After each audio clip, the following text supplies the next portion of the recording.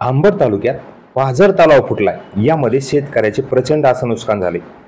ग्रामस्थांनी यापूर्वी पूर्वकल्पना दिली होती, मात्र दुरुस्तीसाठी निधीच उपलब्ध नाही असं समोर येते. जालना जिल्ह्यातील अंबड तालुक्यातील रुई येथील पाझर तलाव सतत पडणाऱ्या मुसळधार पावसामुळे फुटला असून शेकडो एकर जमीन शेती पाण्याखाली गेली आहे. या पाण्यात काढणीस आलेला कापूस, सोयाबीन, बाजरी, मका आदी पिके वाहून गेल्यामुळे शेतकरी मोठ्या आर्थिक अडचणीत सापडले. रुई येथील हा तलाव सन 1997-98 मध्ये जलसंधारण विभागामार्फत बांधण्यात आला होता. त्यानंतर 2007 मध्ये धार बांधणीचे कामही झाले होते. मात्र त्यानंतर गेल्या अनेक वर्षापासून तलावाची आवश्यक देखभाल व दुरुस्ती करण्यात आलेली नाही. गावकऱ्यांनी याबाबत प्रशासनाला पूर्वी सावध केले होते.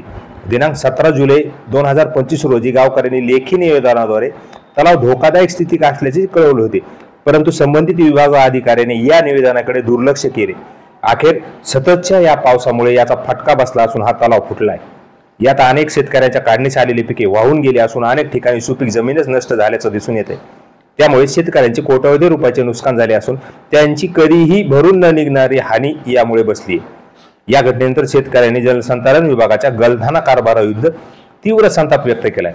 प्रशासनाने वेळीच लक्ष घालून दुरुस्ती केली असती तर आज इतके मोठे नुकसान जे आहे ते टाळता आले असते, असे पीडित शेतकऱ्यांचे म्हणणे आहे.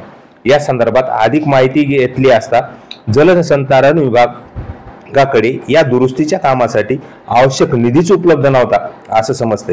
शेतकऱ्यांनी या तातडीने पंचनामे करून शासनाने योग्य ती कारवाई करून आर्थिक मदत व नुकसान भरपाई द्यावी अशी मागणी शेतकऱ्यांमधून जोर धरत आहे. अशाच ताज्या आणि घटना घडामोडीसाठी वास्तव न्यूज मराठीला सबस्क्राईब करायला विसरू नका. तसंच लाईक करा, कमेंट करा व शेअरही करा.